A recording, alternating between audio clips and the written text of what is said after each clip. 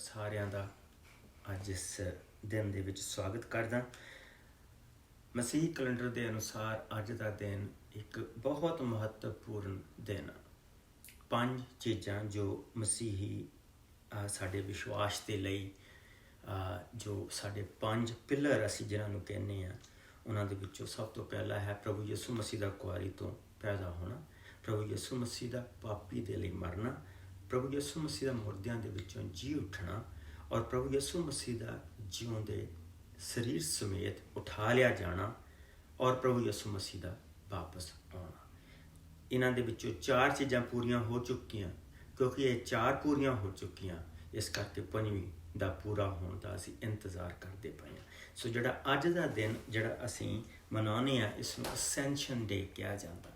Ascension ਦਾ ਮਤਲਬ ਹੈ ਕਿ ਜਿਸ ਵੇਲੇ ਪ੍ਰਭੂ ਯਿਸੂ ਮਸੀਹ ਮੁਰਦਿਆਂ ਦੇ ਵਿੱਚੋਂ ਜੀ ਉੱਠੇ ਔਰ ਉਹ ਆਪਣੇ ਚੇਲਿਆਂ ਦੇ ਦੇਖਦੇ ਦੇਖਦਿਆਂ ਸਵਰਗ ਦੇ ਵਿੱਚ ਉਠਾਏ ਗਏ। ਆਓ ਵਚਨ ਦੇ ਵਿੱਚੋਂ ਇਹਨਾਂ ਚੀਜ਼ਾਂ ਨੂੰ ਦੇਖਦੇ ਹਾਂ। ਵਚਨ 'ਚ ਇਸ ਤਰ੍ਹਾਂ ਲਿਖਿਆ ਹੈ, ਚੇਲਿਆਂ ਦੇ ਕਰਤੱਵ, ਉਸ ਦਾ ਪਹਿਲਾ ਭਾਵ। ਅਗਰ ਤੁਹਾਡੇ ਕੋਲ ਨਵੀਆਂ ਬਾਈਬਲਾਂ 208 ਪੰਨਾ ਨਵੀਂ ਨਿਯਮ ਦਾ। ਮੈਂ ਆਪਣੀ ਪਹਿਲੀ ਪੁਸਤਕ ਦੇ ਵਿੱਚ ਉਹ ਸਭ ਲਿਖਿਆ ਜੋ ਯਿਸੂ ਨੇ ਸ਼ੁਰੂ ਤੋਂ ਕੀਤਾ ਅਤੇ ਸਿਖਾਇਆ, ਉਸ ਸਮੇਂ ਤੱਕ ਜਦੋਂ ਤੱਕ ਕਿ ਉਹ ਉੱਪਰ ਸਵਰਗ ਦੇ ਵਿੱਚ ਉਠਾ ਨਾ ਲਏ ਗਏ। ਉਹਨਾਂ ਨੇ ਉੱਪਰ ਉਠਾਏ ਜਾਣ ਤੋਂ ਪਹਿਲਾਂ ਆਪਣੇ ਚੁਣੇ ਹੋਏ ਪ੍ਰਮੁੱਖ ਚੇਲਿਆਂ ਨੂੰ ਪਵਿੱਤਰ ਆਤਮਾ ਦੇ ਰਾਹੀਂ ਜ਼ਰੂਰੀ ਗੱਲਾਂ ਸਮਝਾਈਆਂ। ਉਹਨਾਂ ਨੇ ਆਪਣੀ ਮੌਤ ਦਾ ਦੁੱਖ ਭੋਗਣ ਦੇ ਪਿੱਛੋਂ ਬਹੁਤ ਸਾਰੇ ਪ੍ਰਮਾਣਾਂ ਦੇ ਰਾਹੀਂ ਉਹ 40 ਦਿਨਾਂ ਤੱਕ ਉਹਨਾਂ ਨੂੰ ਦਰਸ਼ਨ ਦਿੰਦੇ ਰਹੇ ਅਤੇ ਪਰਮੇਸ਼ਰ ਦੇ ਰਾਜ ਦੇ ਬਾਰੇ ਦੱਸਦੇ ਰਹੇ। ਜਦੋਂ ਉਹ ਚੇਲਿਆਂ ਨੂੰ ਮਿਲੇ ਤਾਂ ਉਹਨਾਂ ਨੇ ਚੇਲਿਆਂ ਨੂੰ ਆਗਿਆ ਦਿੱਤੀ ਕਿ ਯਰੂਸ਼ਲਮ ਤੋਂ ਬਾਹਰ ਨਾ ਜਾਣਾ, ਸਗੋਂ ਪਿਤਾ ਦੇ ਉਸ ਵਚਨ ਦੇ ਪੂਰਾ ਹੋਣ ਦੀ ਉਡੀਕ ਕਰਨਾ ਜਿਸ ਦੇ ਬਾਰੇ ਤੁਸੀਂ ਮੇਰੇ ਤੋਂ ਸੁਣਿਆ ਹੈ। ਕਿਉਂਕਿ ਯਹੂਨਾ ਨੇ ਤਾਂ ਪਾਣੀ ਦੇ ਨਾਲ ਬਪਤਿਸਮਾ ਦਿੱਤਾ ਸੀ, ਪਰ ਥੋੜ੍ਹਿਆਂ ਹੀ ਦਿਨਾਂ ਦੇ ਪਿੱਛੋਂ ਤੁਸੀਂ ਪਵਿੱਤਰ ਆਤਮਾ ਦੇ ਨਾਲ ਬਪਤਿਸਮਾ ਪਾਓਗੇ। ਸੋ ਪ੍ਰਭੂ ਯਿਸੂ ਮਸੀਹ ਜਿਸ ਵੇਲੇ ਮੁਰਦਿਆਂ ਦੇ ਵਿੱਚੋਂ ਜੀ ਉੱਠੇ ਤਾਂ ਉਹਨਾਂ ਨੇ ਆਪਣਿਆਂ ਚੇਲਿਆਂ ਨੂੰ ਇਕੱਠੇ ਕੀਤਾ। ਕਿਉਂਕਿ ਜਿਸ ਵੇਲੇ ਪ੍ਰਭੂ ਯਿਸੂ ਮਸੀਹ ਨੂੰ ਫੜਿਆ ਗਿਆ ਔਰ ਉਹਨਾਂ ਨੂੰ ਸਲੀਬੀ ਮੌਤ ਦਿੱਤੀ ਗਈ ਔਰ ਵਚਨ ਦੇ ਅਨੁਸਾਰ ਅਸੀਂ ਦੇਖਦੇ ਹਾਂ ਕਿ ਉਹਨਾਂ ਦੇ ਚੇਲੇ ਸਾਰੇ ਦੌੜ ਗਏ ਸੀਗੇ। ਸਭ ਵੱਖਰੀਆਂ ਚੀਜ਼ਾਂ ਦੇ ਵੱਲ, ਆਪਣੇ ਆਪਣੇ ਘਰਾਂ ਦੇ ਵੱਲ ਮੁੜਨੇ ਸ਼ੁਰੂ ਹੋ ਗਏ ਸੀਗੇ। ਚੰਦ ਚੁਣੇ ਹੋਏ ਚੇਲਿਆਂ ਤੋਂ ਸਿਵਾਏ ਬਾਕੀ ਸਾਰਿਆਂ ਨੇ ਉਹ ਇਲਾਕਾ ਛੱਡ ਦਿੱਤਾ ਸੀਗਾ। ਪਰ ਪ੍ਰਭੂ ਯਿਸੂ ਮਸੀਹ ਨੇ ਆਪਣੇ ਚੇਲਿਆਂ ਨੂੰ ਇਕੱਠੇ ਕੀਤਾ।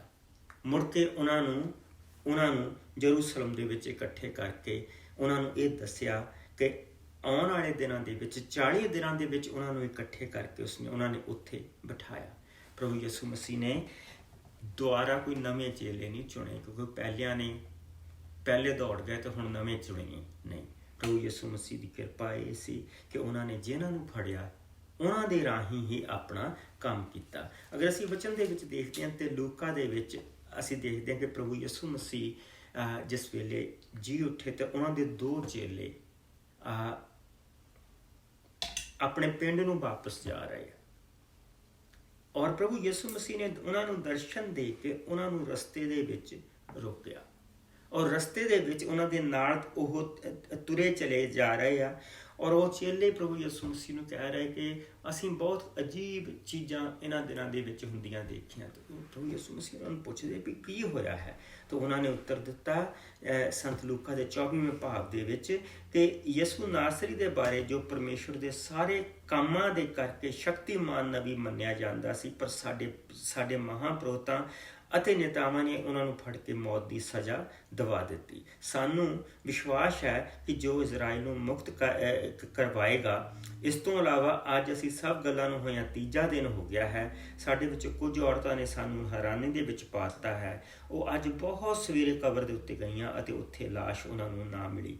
ਉਹਨਾਂ ਨੇ ਵਾਪਸ ਆ ਕੇ ਦੱਸਿਆ ਕਿ ਉਹਨਾਂ ਨੂੰ ਦੂਤਾਂ ਨੇ ਦਰਸ਼ਨ ਦਿੱਤਾ ਹੈ ਅਤੇ ਕਿਹਾ ਹੈ ਕਿ ਯਿਸੂ ਜਿਉਂਦਾ ਹੈ। ਇਹ ਸੁਣ ਕੇ ਸਾਡੇ ਕੁਝ ਸਾਥੀ ਕਬਰ 'ਤੇ ਗਏ ਅਤੇ ਜਿਸ ਤਰ੍ਹਾਂ ਔਰਤਾਂ ਨੇ ਦੱਸਿਆ ਸੀ ਉਸੇ ਤਰ੍ਹਾਂ ਸਭ ਕੁਝ ਦੇਖਿਆ, ਪਰ ਯਿਸੂ ਨੂੰ ਨਹੀਂ ਦੇਖਿਆ। ਯਿਸੂ ਨੇ ਉਹਨਾਂ ਨੂੰ ਕਿਹਾ, ਤੁਸੀਂ ਬੇਸਮਝ ਹੋ। ਤੁਸੀਂ ਨਬੀਆਂ ਦੀਆਂ ਸਭ ਗੱਲਾਂ ਉੱਤੇ ਵਿਸ਼ਵਾਸ ਕਰਨ ਦੇ ਵਿੱਚ ਕਿੰਨੇ ਬਹੁਤ ਢਿੱਲੇ ਹੋ। ਕੀ ਮਸੀਹ ਦੇ ਲਈ ਇਹ ਜ਼ਰੂਰੀ ਨਹੀਂ ਸੀ ਕਿ ਉਹ ਦੁੱਖ ਝੱਲੇ ਅਤੇ ਇਸ ਤਰ੍ਹਾਂ ਆਪਣੀ ਮਹਿਮਾ ਨੂੰ ਪ੍ਰਾਪਤ ਕਰੇ? ਯਿਸੂ ਨੇ ਮੂਸਾ ਅਤੇ ਨਬੀਆਂ ਦੀਆਂ ਪੁਸਤਕਾਂ ਤੋਂ ਸ਼ੁਰੂ ਕਰਕੇ ਧਰਮ ਗ੍ਰੰਥ ਦੀਆਂ ਸਾਰੀਆਂ ਪੁਸਤਕਾਂ ਦੇ ਵਿੱਚੋਂ ਜੋ ਕੁਝ ਉਹਨਾਂ ਦੇ ਬਾਰੇ ਲਿਖਿਆ ਸੀ ਉਹਨਾਂ ਨੂੰ ਸਮਝਾਇਆ। ਅਤੇ ਜਦ ਉਸ ਪਿੰਡ ਦੇ ਵਿੱਚ ਪਹੁੰਚੇ, ਯਸੂ ਨੇ ਇਸ ਤਰ੍ਹਾਂ ਸੰਕੇਤ ਦਿੱਤਾ ਕਿ ਜਿਵੇਂ ਉਹ ਅੱਗੇ ਜਾ ਰਹੇ ਹਨ। ਇਸ ਉੱਤੇ ਉਹਨਾਂ ਚੇਲਿਆਂ ਨੇ ਯਸੂ ਨੂੰ ਜ਼ੋਰ ਦੇ ਕੇ ਆਖਿਆ, ਤੁਸੀਂ ਸਾਡੇ ਨਾਲ ਹੀ ਰਹੋ, ਠਹਿਰ ਜਾਓ, ਤਰਕਾਲਾਂ ਪੈ ਗਈਆਂ ਹਨ, ਹਨੇਰਾ ਹੋਣ ਵਾਲਾ ਹੈ। ਇਸ ਲਈ ਯਸੂ ਉਹਨਾਂ ਦੇ ਨਾਲ ਠਹਿਰ ਗਏ। ਜਦੋਂ ਉਹ ਉਹਨਾਂ ਦੇ ਨਾਲ ਭੋਜਨ ਕਰਨ ਲਈ ਬੈਠੇ, ਯਸੂ ਨੇ ਰੋਟੀ ਲਈ, ਪਰਮੇਸ਼ਵਰ ਦਾ ਧੰਨਵਾਦ ਕੀਤਾ ਅਤੇ ਤੋੜ ਕੇ ਉਹਨਾਂ ਨੂੰ ਦਿੱਤੀ। ਉਸੇ ਵੇਲੇ ਉਹਨਾਂ ਦੀਆਂ ਅੱਖਾਂ ਖੁੱਲ੍ਹ ਗਈਆਂ ਅਤੇ ਉਹਨਾਂ ਨੇ ਯਸੂ ਨੂੰ ਪਛਾਣ ਲਿਆ ਅਤੇ ਉਹਨਾਂ ਨੂੰ ਔਰ ਯਸੂ ਉਹਨਾਂ ਦੀਆਂ ਅੱਖਾਂ ਦੇ ਸਾਹਮਣੇ ਲੋਪ ਹੋ ਗਏ। ਔਰ ਵਚਨ ਦੱਸਦਾ ਕਿ ਉਸੇ ਵੇਲੇ ਉਹ ਚੇਲੇ ਉੱਠੇ ਔਰ ਵਾਪਸ ਯਰੂਸ਼ਲਮ ਨੂੰ ਚਲੇ ਗਏ। ਸਾਨੂੰ ਪਤਾ ਕਿ ਪਤਰਸ ਨੇ ਪ੍ਰਭੂ ਯਸੂ ਮਸੀਹ ਦਾ 3 ਵਾਰੀ ਇਨਕਾਰ ਕੀਤਾ ਸੀ। ਔਰ ਜਿਸ ਵੇਲੇ ਅਸੀਂ ਯਹੂਨਾ ਦੀ ਅੰਜੀਲ ਪੜ੍ਹਦੇ ਹਾਂ ਤਾਂ ਯਹੂਨਾ ਦੀ ਅੰਜੀਲ ਦੇ ਵਿੱਚ ਪ੍ਰਭੂ ਯਸੂ ਮਸੀਹ ਜਿਸ ਵੇਲੇ ਪਤਰਸ ਪ੍ਰਭੂ ਨੂੰ ਛੱਡ ਕੇ ਚਲੇ ਗਏ ਆ, ਤਾਂ ਉਹਨਾਂ ਨੇ ਚੇਲਿਆਂ ਨੂੰ, ਆਪਣੇ ਚੇਲਿਆਂ ਨੂੰ ਦਰਸ਼ਨ ਦਿੱਤੇ। ਔਰ ਪਤਰਸ ਨੂੰ ਪ੍ਰਭੂ ਨੇ ਜਿਸ ਤਰੀਕੇ ਦੇ ਨਾਲ ਫੜਿਆ ਸੀਗਾ ਪਹਿਲੀ ਵਾਰੀ, ਉਸੇ ਤਰ੍ਹਾਂ ਪ੍ਰਭੂ ਯਿਸੂ ਮਸੀਹ ਨੇ ਦੁਬਾਰਾ ਦਰਸ਼ਨ ਦੇ ਕੇ ਉਹੀ ਮਿਰਾਕਲ ਉਸ ਦੇ ਲਈ ਦੁਬਾਰਾ ਕੀਤਾ ਕਿ ਸਾਰੀ ਰਾਤ ਉਹ ਮੱਛੀਆਂ ਫੜਨ ਚਲਾ ਗਿਆ, ਸਾਰੀ ਰਾਤ ਉਸ ਦੇ ਪੱਲੇ ਕੁਛ ਨਹੀਂ ਪਿਆ। ਔਰ ਪ੍ਰਭੂ ਯਿਸੂ ਨੇ ਕਿਹਾ, ਸੱਜੇ ਪਾਸੇ ਆਪਣੇ ਜਾਲ ਪਾ। ਸੋ ਉਸ ਨਾਲ ਨੇ ਪਾਏ ਔਰ ਬਹੁਤ ਮੱਛੀਆਂ ਫੜੀਆਂ। ਔਰ ਪ੍ਰਭੂ ਨੇ ਚੇਲਿਆਂ ਦੇ ਵਿੱਚੋਂ ਜਿਸ ਲਈ ਉਹ ਆ ਚੁੱਕੇ, ਭੋਜਨ ਕਰ ਲਿਆ, ਤੇ ਪ੍ਰਭੂ ਯਿਸੂ ਨੇ ਪਤਰਸ ਨੂੰ ਕਿਹਾ, ਜਦੋਂ ਉਹ ਭੋਜਨ ਕਰ ਚੁੱਕੇ ਤਾਂ ਯਿਸੂ ਨੇ ਸ਼ਮੌਨ ਪਤਰਸ ਨੂੰ ਕਿਹਾ, ਸ਼ਮੌਨ ਯਹੂਨਾ ਦੇ ਪੁੱਤਰ, ਕੀ ਤੂੰ ਮੈਨੂੰ ਇਹਨਾਂ ਦੇ ਨਾਲੋਂ ਅਧਿਕ ਪਿਆਰ ਕਰਦਾ ਹੈ? ਉਸਨੇ ਉੱਤਰ ਦਿੱਤਾ, ਹਾਂ ਪ੍ਰਭੂ ਜੀ, ਤੁਸੀਂ ਜਾਣਦੇ ਹੋ ਕਿ ਮੈਂ ਤੁਹਾਨੂੰ ਪਿਆਰ ਕਰਦਾ ਹਾਂ। ਯਿਸੂ ਨੇ ਕਿਹਾ, ਮੇਰੇ ਲੇਲਿਆਂ ਨੂੰ ਚਰਾ।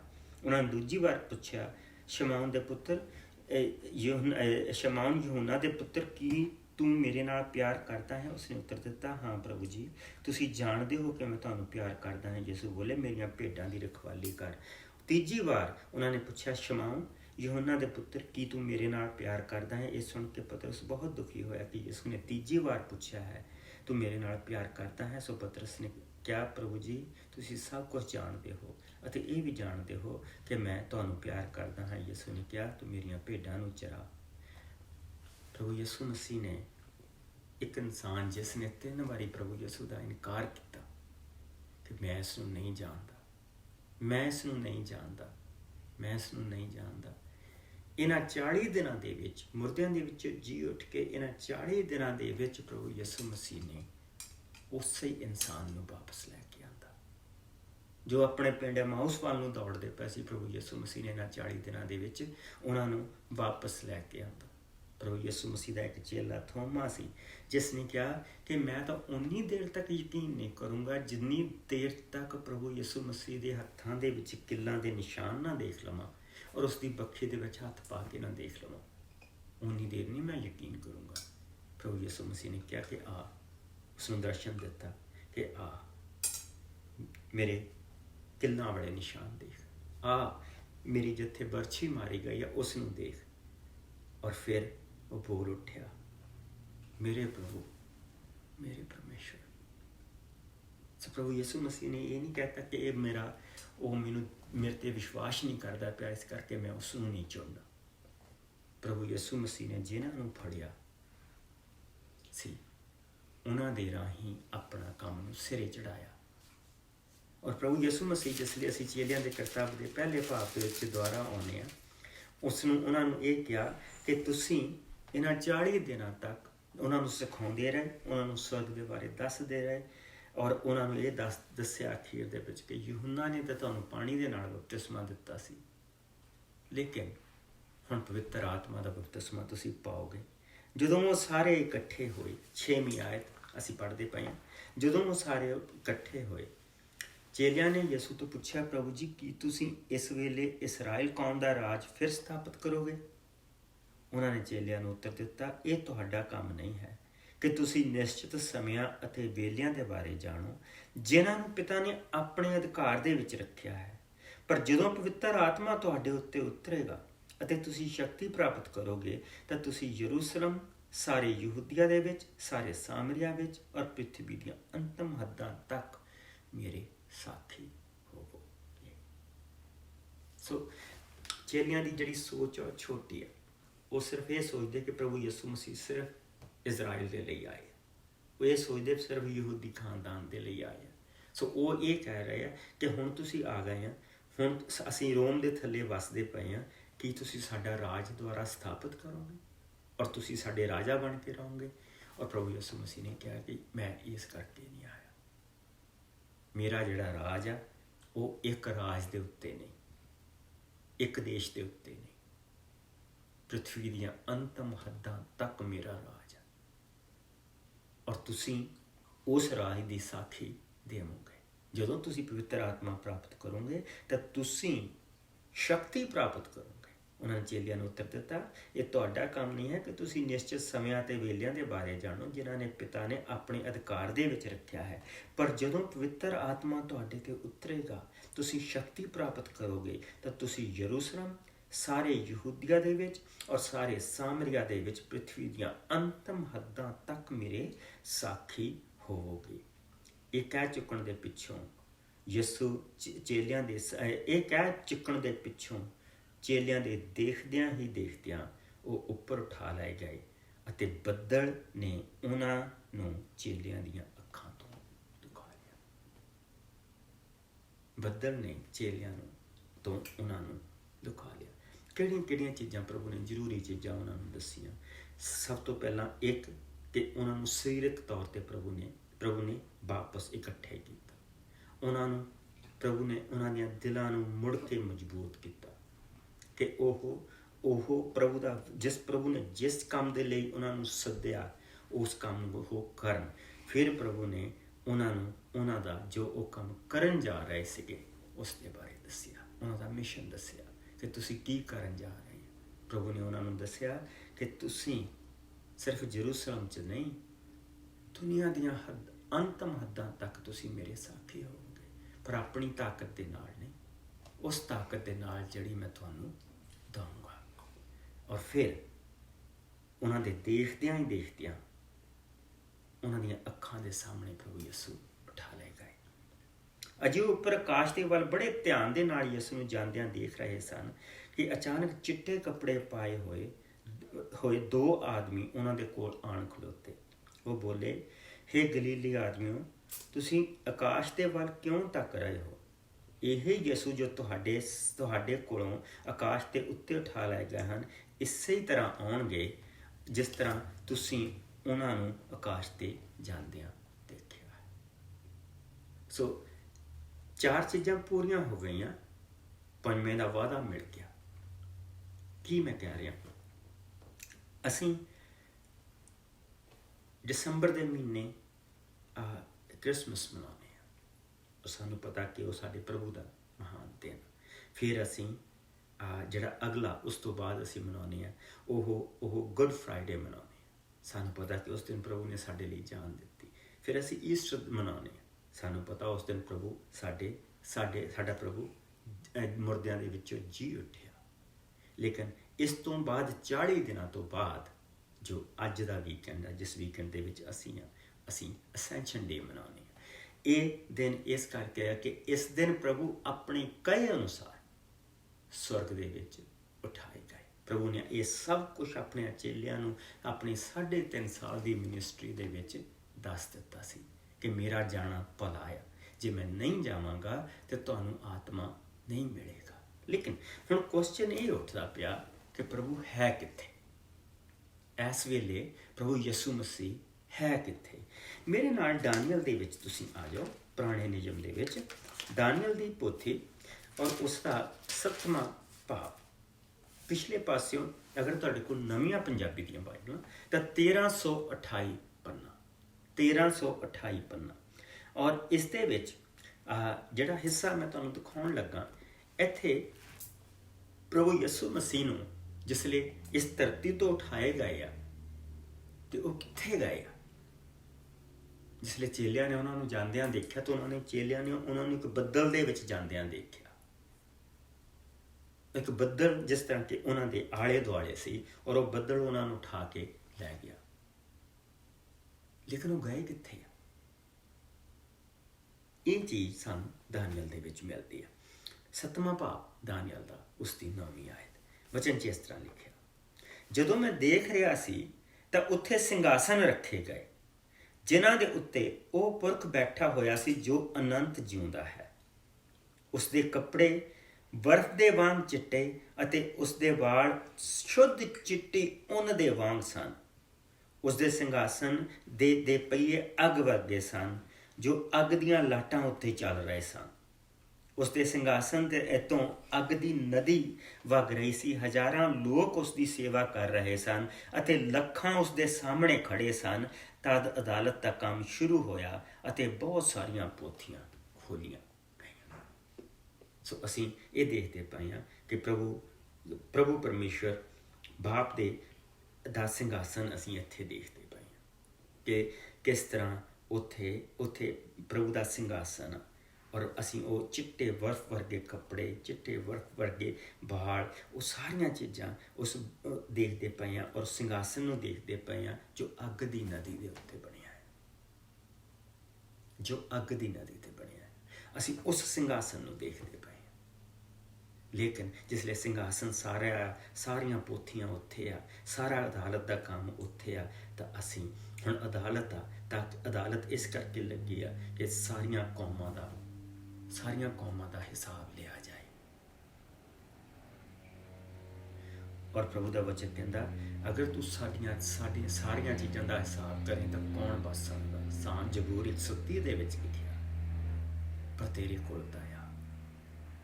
ਔਰ ਹੁਣ ਅਸੀਂ ਉਸ ਦਇਆ ਨੂੰ ਦੇਖਣ ਜਾ ਰਹੇ ਹਾਂ, ਜਿਸ ਲਈ ਅਸੀਂ 13ਵੀਂ ਆਇਤ ਦੇ ਵਿੱਚ ਆਉਂਦੇ ਹਾਂ ਤੇ ਵਚਨ 'ਚ ਇਸ ਤਰ੍ਹਾਂ ਲਿਖਿਆ, ਕਹਿੰਦਾ, ਰਾਤ ਦੇ ਇਹ ਦਰਸ਼ਨ ਦੇ ਵਿੱਚ ਮੈਂ ਮਨੁੱਖ ਦੇ ਵਰਗਾ ਇੱਕ ਪ੍ਰਾਣੀ ਦੇਖਿਆ, ਉਸ ਨੂੰ ਬੱਦਲਾਂ ਨੇ ਘੇਰਿਆ ਹੋਇਆ ਸੀ।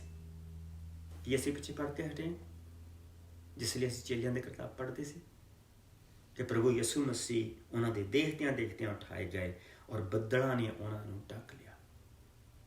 ਔਰ ਉਹੀ ਬੱਦਲ ਹੁਣ ਅਸੀਂ ਪ੍ਰਭੂ ਦੇ ਸਿੰਘਾਸਨ ਦੇ ਸਾਹਮਣੇ ਦੇਖਦੇ ਪਏ ਹਾਂ।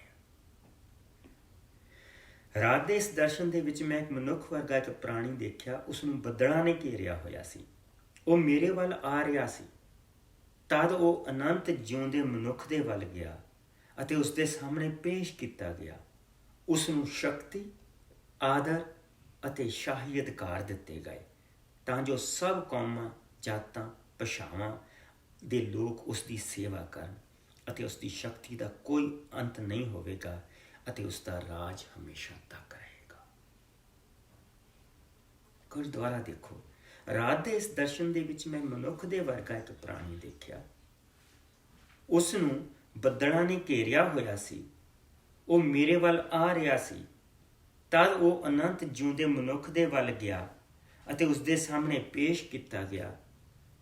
ਉਸ ਨੂੰ ਸ਼ਕਤੀ, ਆਦਰ ਅਤੇ ਸ਼ਾਹੀ ਅਧਿਕਾਰ ਦਿੱਤੇ ਗਏ ਤਾਂ ਜੋ ਸਭ ਕੌਮਾਂ, ਜਾਤਾਂ ਅਤੇ ਭਾਸ਼ਾਵਾਂ ਦੇ ਲੋਕ ਉਸ ਦੀ ਸੇਵਾ ਕਰਨ। ਉਸ ਦੀ ਸ਼ਕਤੀ ਦਾ ਕੋਈ ਅੰਤ ਨਹੀਂ ਹੋਵੇਗਾ ਅਤੇ ਉਸ ਦਾ ਰਾਜ ਹਮੇਸ਼ਾ ਤੱਕ ਕਾਇਮ ਰਹੇਗਾ। ਔਰ ਪ੍ਰਭੂ ਯਿਸੂ ਮਸੀਹ ਨੇ ਉਹਨਾਂ ਨੂੰ ਕੀ ਕਿਹਾ ਸੀ ਕਿ ਤੁਸੀਂ ਧਰਤੀ ਦੀਆਂ ਅੰਤਮ ਹੱਦਾਂ ਤੱਕ ਮੇਰੇ ਗਵਾਹ ਹੋਵੋਗੇ। ਇਹ ਰਾਜ, ਇਹ ਸ਼ਕਤੀ, ਇਹ ਅਧਿਕਾਰ, ਇਹ ਸਾਰੀਆਂ ਚੀਜ਼ਾਂ ਦੀ ਪ੍ਰਭੂ ਯਿਸੂ ਮਸੀਹ ਆਪਣੇ ਚੇਲਿਆਂ ਦੇ ਨਾਲ ਗੱਲ ਕਰਦੇ ਪਏ ਆ। ਔਰ ਜਿਸ ਲਈ ਉਹ ਇਹ ਪੁੱਛਦੇ ਪਏ ਆ ਕਿ ਕੀ ਤੁਸੀਂ ਸਿਰਫ ਇਜ਼ਰਾਈਲ ਨੂੰ ਆਪਦਾ ਰਾਜ ਦੁਆਰਾ ਕਾਇਮ ਕਰੋਗੇ। ਇਜ਼ਰਾਈਲ ਤਾਂ ਛੋਟਾ ਜਿਹਾ ਕੰਟਰੀ ਹੈ ਮਿਡਲ ਈਸਟ ਦੇ ਵਿੱਚ। ਪ੍ਰਭੂ ਯਿਸੂ ਮਸੀਹ ਨੇ ਕਿਹਾ ਕਿ ਨਹੀਂ, ਮੇਰੇ ਰਾਜ ਦਾ ਕੋਈ ਅੰਤ ਨਹੀਂ ਹੋਏਗਾ। ਜਿਹੜਾ ਮੈਨੂੰ ਰਾਜ ਮਿਲਿਆ, ਜਿਹੜਾ ਇੱਥੇ ਦੱਸਿਆ ਗਿਆ, ਉਸ ਦਾ ਕੋਈ ਅੰਤ ਨਹੀਂ ਹੋਵੇਗਾ। ਮੇਰਾ ਰਾਜ ਧਰਤੀ ਔਰ ਸਵਰਗ ਦੇ ਉੱਤੇ ਰਾਜ ਆ। ਉਸ ਨੂੰ ਆਦਰ, ਸਿੰਘਾਸਨ, ਸਭ ਕੁਛ ਦਿੱਤਾ ਗਿਆ। ਉਸ ਨੂੰ ਸਾਰਾ ਮਾਣ ਦਿੱਤਾ ਗਿਆ। ਔਰ ਇਸ ਕਰਕੇ ਪ੍ਰਭੂ ਯਿਸੂ ਮਸੀਹ ਨੇ, ਜਿਸ ਲਈ ਅਸੀਂ ਮੱਤੀ ਦੇ ਵਿੱਚ ਆਉਂਦੇ ਹਾਂ, ਪਿਛਲੇ ਪਾਸਿਓਂ 59 ਪੰਨਾ, ਉਸ ਦੇ ਵਿੱਚ ਇਹ ਦੱਸਿਆ ਕਿ 11 ਚੇਲੇ ਗਲੀਲ ਦੇ ਉਸ ਪਹਾੜ 'ਤੇ ਗਏ ਜਿੱਥੇ ਉਹਨਾਂ ਨੂੰ ਯਿਸੂ ਨੇ ਜਾਣ ਦੀ ਆਗਿਆ ਦਿੱਤੀ ਸੀ। ਜਦੋਂ ਚੇਲਿਆਂ ਨੇ ਯਿਸੂ ਦੇ ਦਰਸ਼ਨ ਕੀਤੇ ਤਾਂ ਉਹਨਾਂ ਨੇ ਯਿਸੂ ਦੇ ਅੱਗੇ ਸੀਸ ਨਿਵਾਏ, ਪਰ ਕੁਝ ਦੇ ਦਿਲਾਂ ਦੇ ਵਿੱਚ ਹਾਲੇ ਸ਼ੱਕ ਸੀ। ਯਿਸੂ ਆਏ ਅਤੇ ਉਹਨਾਂ ਨੂੰ ਬੋਲੇ, ਸਵਰਗ ਔਰ ਧਰਤੀ ਦਾ ਸਾਰਾ ਅਧਿਕਾਰ ਮੈਨੂੰ ਦਿੱਤਾ ਗਿਆ ਹੈ।